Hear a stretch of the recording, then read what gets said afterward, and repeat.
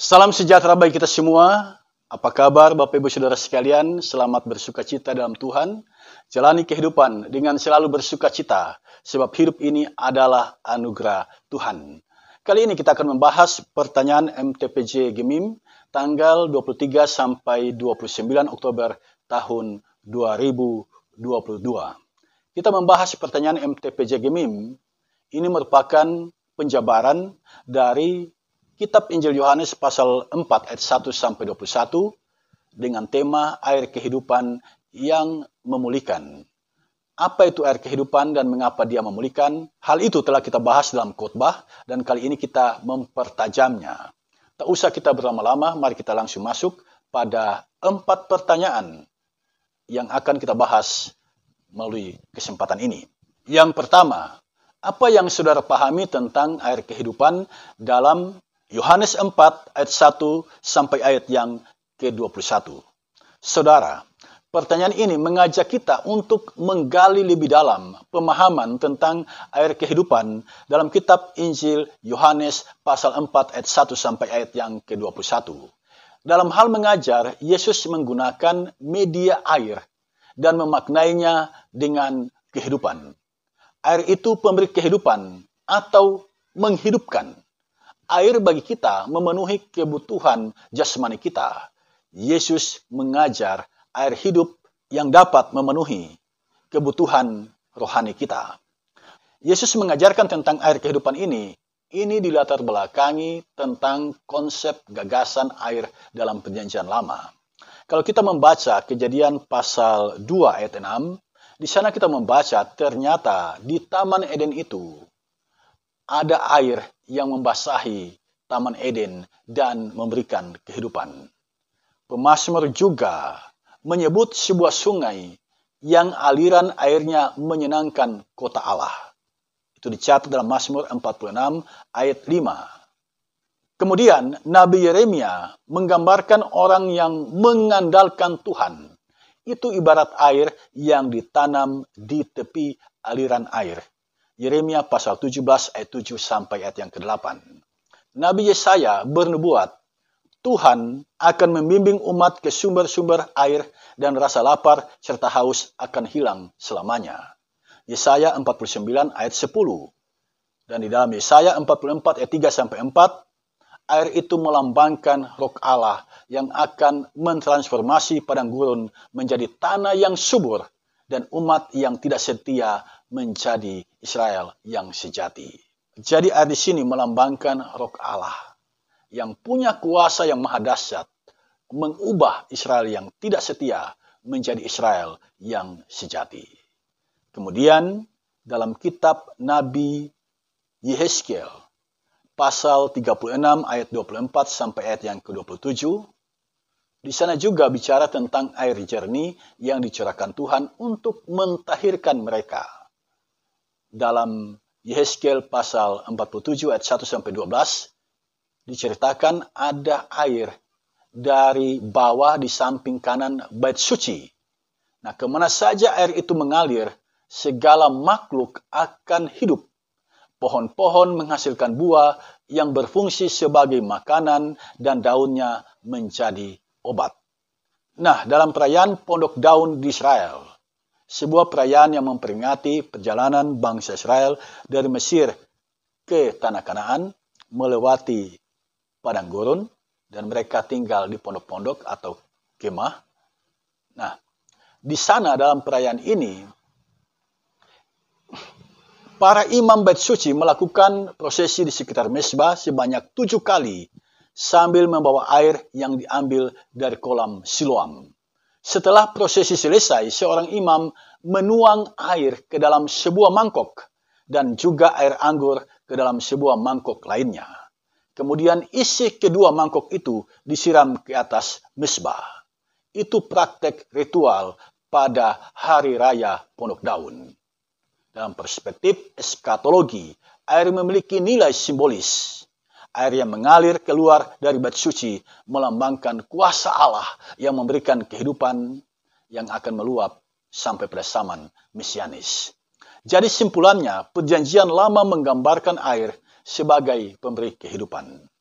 Perjanjian Lama menggambarkan air sebagai bagian penting dalam ritual mezbah.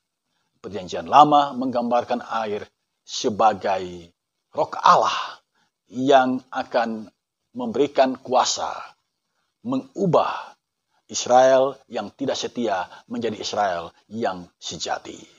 Jadi air di sini melambangkan kuasa roh Allah yang maha dahsyat. Nah sekarang apa maksud air kehidupan dalam Yohanes 4 ayat 1 sampai ayat yang ke-21? Dari ayat 10 kita membaca, jika perempuan itu tahu Yesus, ia telah meminta kepada Yesus air hidup, dan Yesus pasti akan memberikan air hidup itu. Jadi dari ayat 10 ini jelas bahwa Yesus adalah sumber air kehidupan. Kemudian dalam ayat 13 sampai ayat yang ke-14, Yesus memberikan air itu dan orang tidak akan haus lagi. Air itu menjadi mata air dalam dirinya sampai hidup yang kekal. Luar biasa. Air yang bisa memberikan kehidupan yang kekal. Jadi air ini membawa orang tiba pada hidup yang kekal. Ayat yang ke-25, perempuan Samaria ini sadar dan dia memberitakan hal itu kepada orang-orang di kotanya. Dalam ayat yang ke-26, Yesus memperkenalkan dirinya sebagai Mesias dengan membuka dirinya. Dia perkenalkan dirinya sebagai Mesias. Ini menegaskan bahwa sumber air kehidupan itu adalah Yesus sendiri. Jadi jelas bagi kita, Yesus adalah sumber air kehidupan. Lalu air kehidupan ini apa? Yang Yesus maksudkan dengan air kehidupan itu dijelaskan oleh penginjil Yohanes dalam pasal 7 ayat 37 sampai ayat yang ke-39. Yaitu Roh Kudus yang akan diterima oleh orang yang percaya kepada Yesus. Air kehidupan adalah Roh Kudus yang diberikan kepada orang yang percaya kepada Yesus. Roh Kudus inilah yang menolong manusia yang percaya kepada Yesus beroleh hidup yang kekal. Roh Kudus inilah yang menolong manusia yang percaya kepada Yesus memahami siapa Roh Kudus dan apa perannya dalam kehidupan. Jadi dengan menyebut air hidup, Yesus sesungguhnya sedang mengajar umat bahwa dialah sumber air kehidupan dan Roh Kudus itulah air kehidupan yang akan menolong manusia beriman, percaya kepada Yesus. Itulah jawaban atas pertanyaan nomor 1 dari MTPJ GMIM tanggal 23 sampai tanggal 29 Oktober tahun 2022. Yang kedua, mengapa perempuan Samaria meninggalkan tempayannya di tepi sumur lalu pergi ke kota menyampaikan apa yang didengarnya dari Yesus? Saudara, meninggalkan tempayan itu menandakan perempuan ini sedang tergesa-gesa. Karena itu dia pergi, dia tidak membawa tempayannya. Mengapa dia pergi? Pertama, perhatikan ayat 27. Dalam ayat 27 kita membaca para murid heran. Heran karena Yesus berdialog dengan seorang perempuan. Itu yang pertama. Yang kedua, Yesus berdialog dengan musuh bebuyutan. Orang Samaria adalah musuh bebuyutan orang Yahudi. Ini menimbulkan keheranan dari murid-murid Yesus. Dan ini tentu saja membuat perempuan Samaria ini tidak nyaman. Karena dia sadar betul, dia orang Samaria. Tidak mungkin orang Samaria harus berkomunikasi dengan seorang Yahudi. Yesus seorang Yahudi. Karena perasaan tidak nyaman inilah, maka orang Samaria ini meninggalkan Yesus. Dia pergi meninggalkan tempayannya di situ. Karena dia tidak ingin akan muncul masalah di tempat itu. Kita tahu bersama, permusuhan itu dipicu oleh dua hal. Yang pertama, soal darah. Jadi, ketika orang Samaria dibuang ke Asyur, Mereka dicurigai oleh orang Yahudi telah kawin mawin dengan orang Asyur. Sementara orang Yahudi ketika dibuang ke Babel, mereka tidak kawin mawin dengan orang Babel. Karena itu orang Yahudi menganggap mereka lah orang Israel sejati. Mereka lah orang yang darahnya tidak bercampur dengan darah bangsa lain. Yang kedua, soal ritual. Yahudi menyembah Allah di Bait Allah Yerusalem. Orang Samaria di Bukit Gerisim, di tanah Samaria. Nah, soal inilah yang kemudian menjadi pertentangan yang hebat, sehingga orang Samaria dan orang Yahudi tidak bisa berdialog, berkomunikasi satu sama lain. Dan ini yang menimbulkan keheranan murid-murid Yesus. Yesus berdialog dengan orang Samaria. Dan perempuan Samaria ini sadar betul tentang hal itu. Karena itu dia meninggalkan tempat itu, tempayannya dia letakkan begitu saja di situ. Yang kedua, ayat 28 sampai ayat yang ke-30. Perempuan ini bersaksi tentang Yesus. Ya. Jadi mengapa dia meninggalkan tempayannya di situ? Karena dia punya motivasi yang kuat mau menjumpai orang-orang di kota Samaria itu dan bersaksi tentang Yesus. Apa yang dia ceritakan? Saya mencatat ada 3 hal. Yang pertama, Yesus bisa tahu tentang kehidupannya. Yang mana dia punya 5 suami dan yang sekarang bukan suaminya lagi. Yang kedua, Yesus mengajar kepadanya tentang air kehidupan dan menyembah Allah dalam roh dan kebenaran. Dan yang ketiga, Yesus mengaku sendiri dirinya sebagai Mesias. Nah, ini yang dia ceritakan kepada orang-orang di kota itu. Dia bersaksi kepada orang-orang di kota itu. Dan karena ini dipandangnya penting, maka dia pergi tanpa lagi membawa tempayannya. Itu jawaban untuk pertanyaan nomor 2.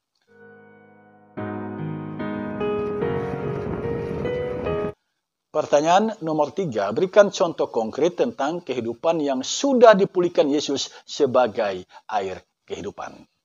Saudara, di dalam Alkitab kita bisa menyebutkan 2 contoh. Paulus misalnya, dia seorang penjahat menjadi penginjil. Jadi, Yesus sebagai air kehidupan telah memulihkan kehidupan Paulus yang dulunya penjahat, kini menjadi penginjil. Yang kedua, Petrus.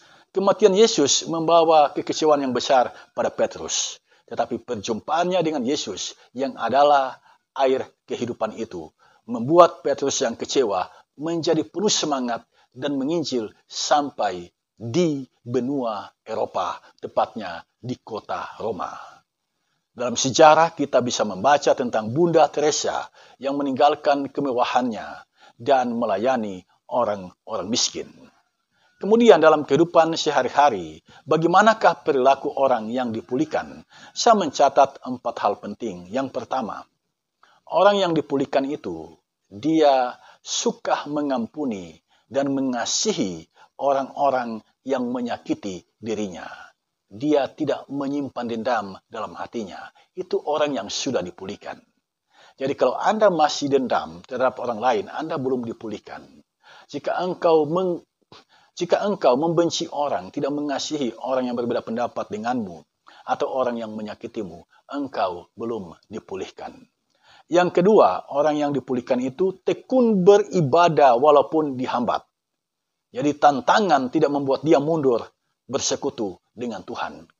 Karena dia sadar, Yohanes 15 ayat 5, di luar Yesus kita tidak dapat berbuat apa-apa. Yang ketiga, orang yang sudah dipulihkan itu menjauhi segala perbuatan dosa. Dia benci dengan segala perbuatan dosa. Yang keempat, orang yang sudah dipulihkan itu selalu berpengharapan.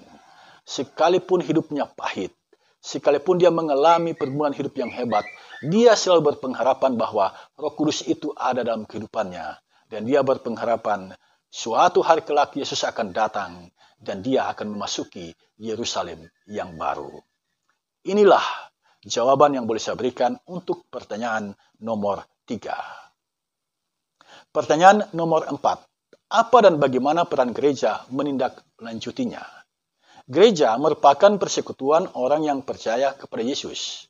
Jemaat yang mengalami pemulihan dari Tuhan Yesus merupakan domba Tuhan yang harus selalu dijaga dan diperhatikan oleh gereja agar tetap hidup dalam kehidupan yang sudah dipulihkan. Lalu, bagaimana peran gereja selanjutnya? Saya mencatat beberapa hal. Yang pertama, gereja harus mengedukasi jemaat untuk tetap hidup dalam kehidupan yang sudah dipulihkan. Ini harus selalu diajarkan oleh gereja. Yang kedua, gereja memotivasi jemaat menjadikan hidupnya sebagai kesaksian bagi banyak orang. Yang ketiga, gereja memberikan pengajaran agar jemaat tidak mudah goyah oleh pengajaran sesat di sekitarnya. Dan yang keempat, gereja mengelola talenta yang ada demi pengembangan kehidupan bergereja yang misioner dan transformatif. Saudara, demikian beberapa hal yang boleh saya bagikan melalui kesempatan ini. Mintalah kepada Tuhan Yesus sumber hikmat agar kita semakin diperkaya di dalam kita menggali kebenaran firman-Nya. Tuhan Yesus memberkati kita semua. Amin.